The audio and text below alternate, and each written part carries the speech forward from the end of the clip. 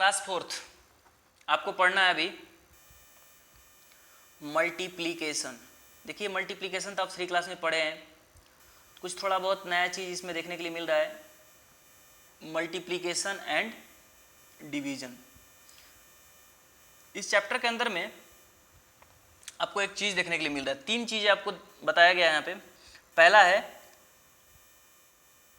Multiplicand, पहला है multiplicand, दूसरा है मल्टीप्लायर,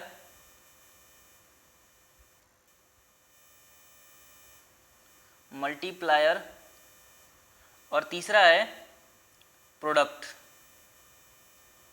ये तीनों चीज़ों के बारे में मैं बता दे रहा हूँ अभी। कौन किसको मल्टीप्लिकेंट कहते हैं, किसको मल्टीप्लायर कहते हैं और किसको प्रोडक्ट कहते हैं। देख लीजिए, यदि मैं 25 से 2 को मल्टीप्लाई करता हूँ तो यहाँ पर क्या आ जाएगा हमारा 2 5 जा 10 और 2 2 जा 4 और 1 कैरी 50 हो गया। अब यहाँ पे जो था ये जो 25 है ना, जिसमें हम मल्टीप्लाई कर रहे हैं, जिस नंबर में मल्टीप्लाई कर रहे हैं वो मल्टीप्लिकेंट है। क्या है ये? मल्टीप्लिकेंट। और जिस नंबर से मल्टीप्लाई कर रहे हैं ये है मल्टीप्लायर, ये मल्टीप्लायर है। और जो नंबर हमारा रिजल्ट में आया है ये क्या है? ये है प्रोडक्ट। ठीक है, आपको ये 3 चीज को याद रखना है। जिसमें मल्टीप्लाई कर रहे हैं, जिस नंबर में मल्टीप्लाई कर रहे हैं वो मल्टीप्लिकेंट, जिस नंबर से कर रहे हैं वो मल्टीप्लायर, जो नंबर रिजल्ट में आएगा वो हमारा होता है प्रोडक्ट। और वैसे आप नंबर मल्टीप्लाई करना बहुत अच्छे से आता है आपको। कुछ इसमें प्रॉपर्टी देखना है आपको, ग्रुपिंग। जैसे आपको दिया हुआ रहे कि 10 × 7 × 5 × फिर 10, तो आप क्या करिए, ग्रुपिंग कर लीजिएगा। जो आसान नंबर, जैसे 0 0 वाला नंबर एक साथ में कर लेते हैं, 10 × 10 ऐसे कर लेते हैं, 10 × 10 एक साथ कर लेते हैं और फिर ब्रैकेट में डाल के मल्टीप्लाई करते हैं 5 × 7, तो आसान हो जाएगा हमारे लिए। 10 × 10 क्या हो जाएगा? 100 हो जाता है। और मल्टीप्लाई 5 × 7 35। तो अब इस जीरो को क्या करते हैं हम?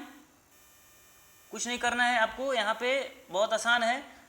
पता है कि जैसे कि 10 से मल्टीप्लाई करते हो तो 10 में 1 0 होता है, तो 1 0 किसी में ऐड कर देते हो। उसी तरीके से यहाँ पर 100 से कर रहे हो तो आपको 35 पे 2 0 बैठा देना है। ये हो गया आपका आंसर, सॉल्व हो जाता है 3500।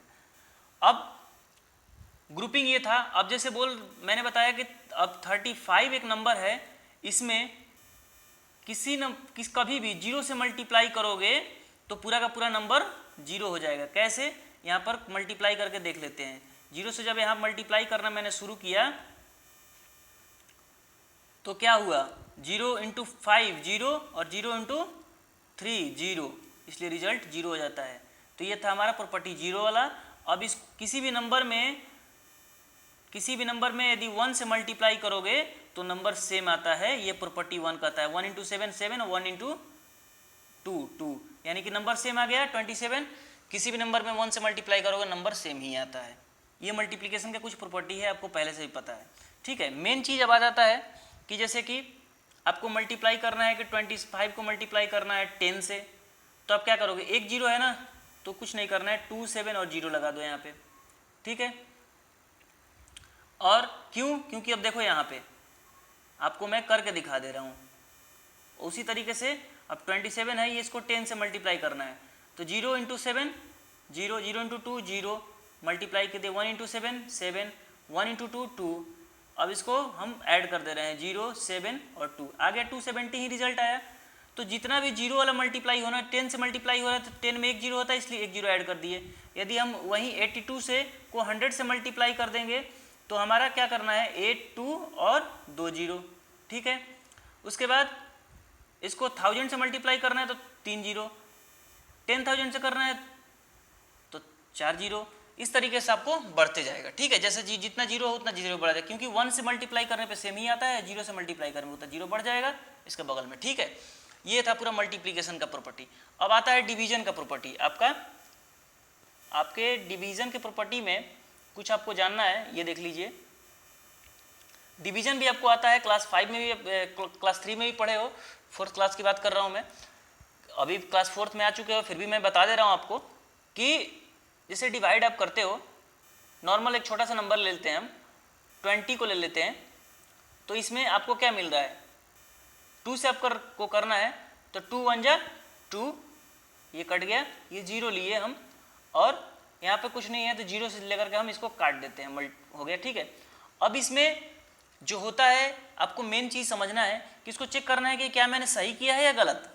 तो इसके लिए एक फार्मूला है, इस फार्मूला को आपको याद रखना होगा। मैं यहाँ पे लिखता हूँ dividend,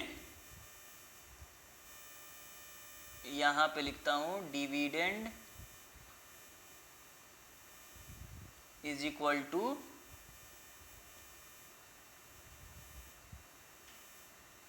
divisor into Q for quotient,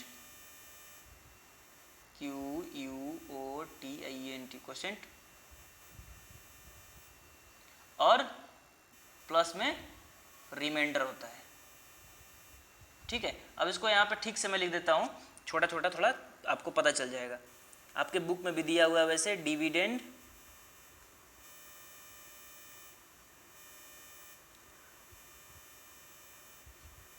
बराबर होता क्या है, यहाँ पे लिखते हैं डिवाइजर इनटू क्वोशेंट प्लस में रिमाइंडर, ठीक है। ये 3 चीज़ आपको, ये चारों चीज़ आपको पता चलना कि डिविडेंड क्या है। अब देखिए मैं बताता हूँ, ये 20 जो था ना, ये हमारा डिविडेंड है, ये डिविडेंड है, और जिसे डिवाइड कर रहे हैं ये क्या है, डिवाइजर है, और जो हमें आ रहा है ये क्या है, क्वोशेंट है, और जो हमारे नीचे बच रहा है वो क्या है, रिमाइंडर है। तो हमें पता करना है कि 20 जो आया है वो सही है कि नहीं, तो हमें क्या करना पड़ेगा, इस फॉर्मूला को फॉलो करना पड़ेगा। डिवीजन हमने यही किया था ना, यहाँ पे चेक करने के लिए, यहाँ पर फिर से लिख बना देता हूँ आपके लिए।